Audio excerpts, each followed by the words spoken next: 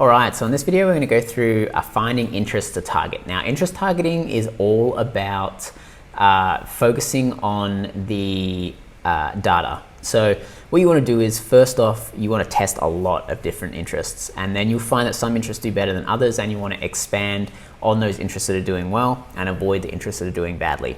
Now, to start off with, it's a good idea to create some customer personas or avatars so that you can get an idea of like the groups of interests that you would want to target for your different products or different types of users or different types of customers. Now, for example, how we do this with AppSumo, there might be some different types of people who purchase our products. So one would be the entrepreneur, someone who owns their own company. They might be looking for businesses. They might be looking for business tools to help them manage their own time, help them manage, get cheaper deals, pay, one time instead of monthly. So the cost is really important to them, because if they're a startup entrepreneur, they're probably wanting to save money on stuff like that. They're probably also looking for the latest and greatest technology, the latest and greatest apps to help them get a competitive edge for their startup or business.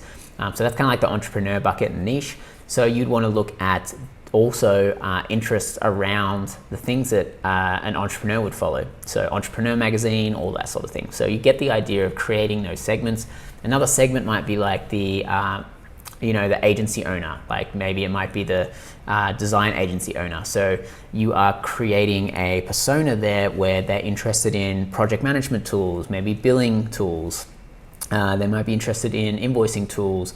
If they own a creative agency or an ad agency or the different types of agencies, you might even start breaking it down into what tools those types of teams would need. So if it's a creative or video content or image content, they might need design tools or video editing tools, that sort of thing. So really think about who your core customers are and then map those out into personas and create little interest buckets for those. The next section is a little bit more data driven. And so we're going to go to the audience insights there. So you're going to come here and you're going to put in your page or anybody else's page. It doesn't have to be your own.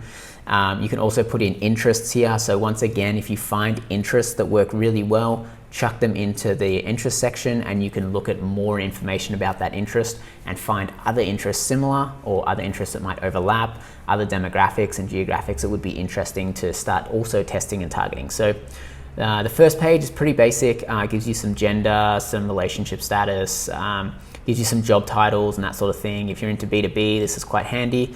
Obviously for AppSumo, IT and tech, computer, all that sort of thing is pretty straightforward. The main thing that we actually want to look at is the page likes. So the page likes here have an affinity score. So affinity score meaning how much of an overlap we have with our own audience that these people are in. So you can see here with AppSumo, we have we have digital marketers here. We have some other marketing tools and that sort of thing. So those might be two buckets we want to target. So we might make a campaign for interest, and we might make those interests testing all the different types of digital marketers. And then we might create another campaign that is testing products. So it might be interests and product interests. So it would be all the different types of product marketing tools here, so like Marketo, Moz, Keap, Clout, all those sorts of things. You might want to test all of those. Then the ones that work really well, we could come back here and look at that. So for example, let's just take Marketo. Let's put them in there and get rid of AppSumo. And so now that we're looking at Marketo, we can see that there is a bunch of different interests down here. So we can then start expanding on those. And anything over 100 is really good, but you can keep going down this list. There's plenty of people in these audiences.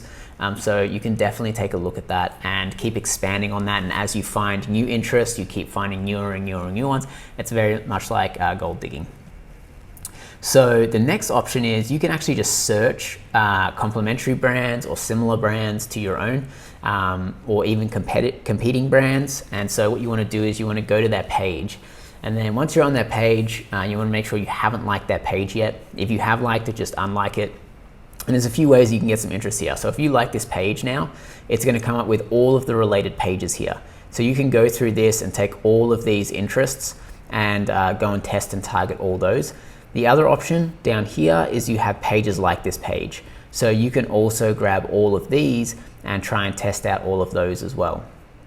So there's a bunch of options. If you go and do this for all of your competitors, all of your complementary products in your niche, or other brands that are doing really well in your niche, you can go and find a bunch of interest that way. So hopefully these ways have helped you understand how you can find interest to go and target. Once you've got those interests, make sure that you test them thoroughly, expand on the stuff that's working, and get rid of the stuff that isn't working.